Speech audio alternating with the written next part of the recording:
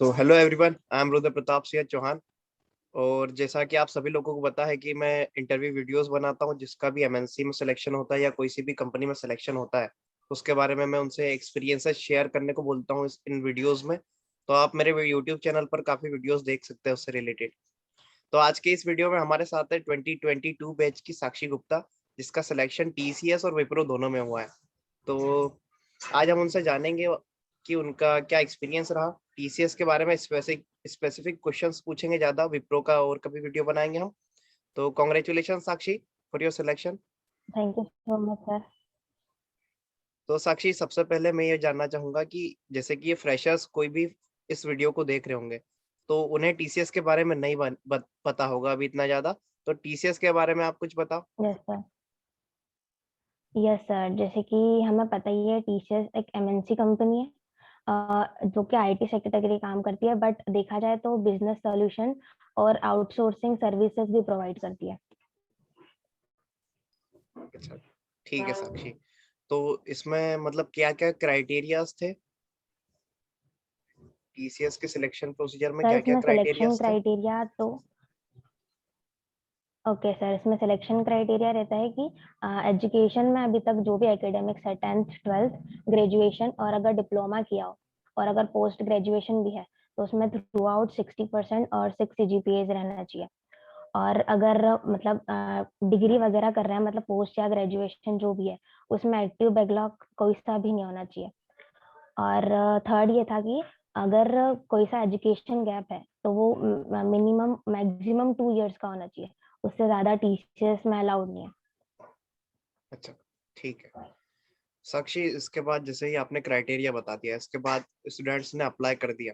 फिर apply yes करने के सर। बाद कौन कौन से राउंड्स होते हैं, प्रोसीजर क्या है पूरे सिलेक्शन की?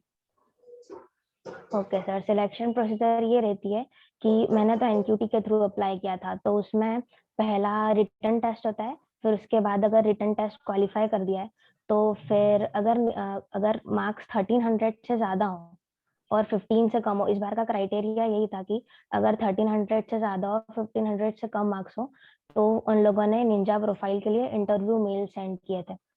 तो जैसे ही मतलब रिटन टेस्ट क्लियर होता है, उसके बाद इंटरव्यू होता है जो कि टेक्निकल प्लस एमआर होता है।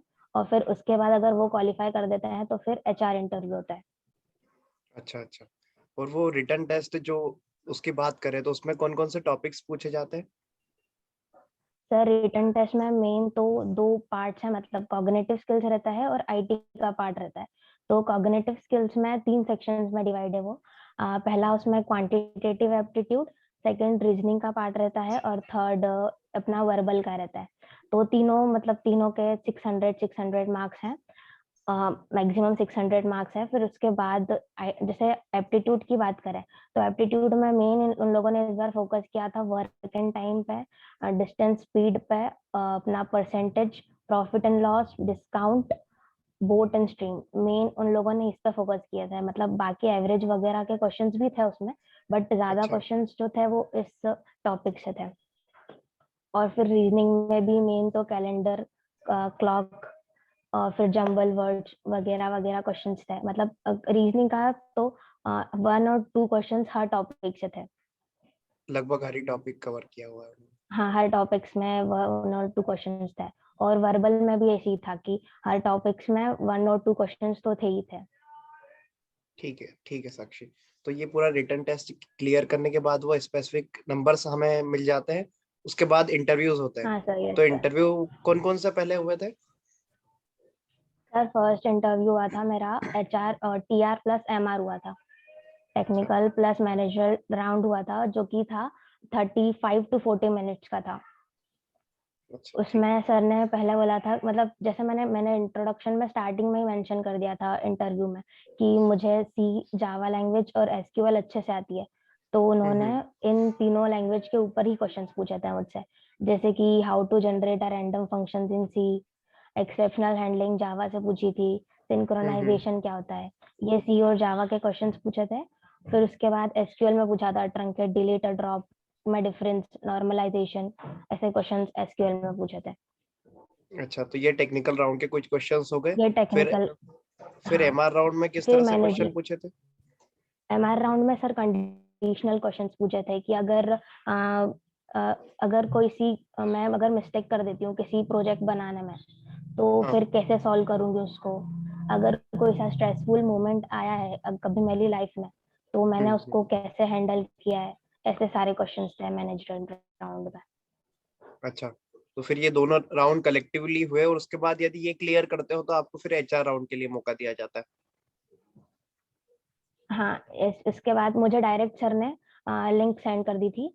मतलब मीटिंग में जूम उसमें होता है अपना टीम, माइक्रोसॉफ्ट टीम्स में हुआ था, तो सर ने डायरेक्ट मेरे को उस पर लिंक सेंड कर दी थी और बोला था कि now your HR round will be held. तो फिर उसके बाद जैसे ही एचआर हुआ था, तो मैम ने स्टार्टिंग में मुझसे पूछ लिया था कि 60% है या नहीं ओवरऑल एकेडमिक्स में, कोई सा करंट एक्टिव बैकलॉग है या नहीं, और पूछा था कि अच्छा। आपको एग्रीमेंट वगैरह के बारे में पता है या नहीं। तो मैंने इन सब का बता दिया था, एग्रीमेंट का भी बता दिया था कि मुझे पता है। फिर उसके बाद मैम ने पूछा था कि कहाँ पर रहते हो, मतलब इंट्रोडक्शन लिया था उन्होंने शॉर्ट में पहले। फिर उसके अच्छा। बाद पूछ लिया था कि why your place is famous for, ऐसे अच्छा। क्वेश्चंस थे एचआर राउंड में। ठीक है, तो ये सभी मतलब इंटरव्यूज के क्वेश्चंस हमने पूछे यहाँ पर। और इसके बाद जैसे हाँ एनक्यूटी की आपने एग्जाम दी, और एनक्यूटी की एग्जाम के बाद यस वो सर। रिजल्ट डिक्लेयर होता है, तो उसके बीच का ड्यूरेशन क्या होता है? मतलब कितने डेज में आ जाता है आपका sir result? 1 week to 2 week के अंदर आ जाता है रिजल्ट एनक्यूटी का। अच्छा, फिर रिजल्ट आने के कितने दिन बाद हम अपना इंटरव्यू एक्सपेक्ट कर सकते हैं? Sir in 15 days, 15 with two in 20 15 days days. के बीच में इंटरव्यू शेड्यूल हो जाता है। अच्छा अच्छा। सो साक्षी, ये सब तो हमने मतलब सिलेक्शन की पूरी कंटिन्यूअस इसमें हमने प्रिपरेशन देख ली, लेकिन आपने कहाँ से प्रिपेयर किया था ये सब? Okay sir. सर जैसे कि ना मुझे बेसिक नॉलेज था एप्टीट्यूड का स्टार्टिंग से, तो मुझे प्रैक्टिस करनी थी, तो मैंने मेनली तो इंडियन विक्स करके एक साइड है, मैंने वहां हम्म। से प्रैक्टिस की थी। और अगर मुझे कभी कोई से टॉपिक्स वगैरह पढ़ने होते थे, तो वो मैं यूट्यूब पे टॉपिक वाइज सर्च कर लेती थी। तो मेनली मैंने तो यही दो चीजों से एप्टीट्यूड और रीजनिंग की प्रैक्टिस की है।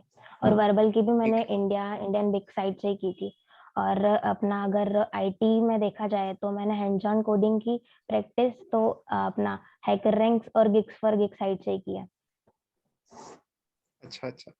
ठीक है, तो एक लास्ट क्वेश्चन मैं और पूछना चाहूंगा कि जैसा कि आपका सिलेक्शन हो गया 2022 बैच में, लेकिन बहुत सारे बच्चे ऐसे हैं जिनका सिलेक्शन अभी तक नहीं हो पाया, तो वो बच्चे भी ये वीडियोस देखेंगे, कुछ फ्रेशर्स आएंगे वो भी ये वीडियो देखेंगे, तो उनके लिए आप क्या टिप देना यस सर। चाहोगे?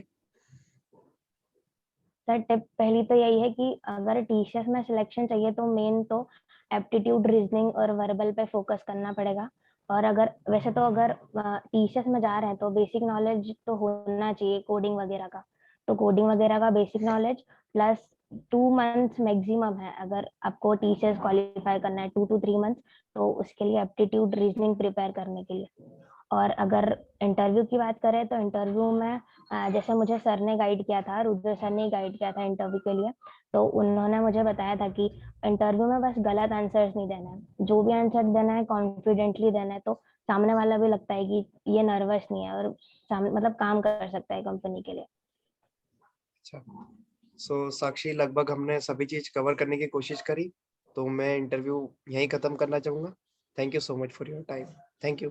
Thank you sir.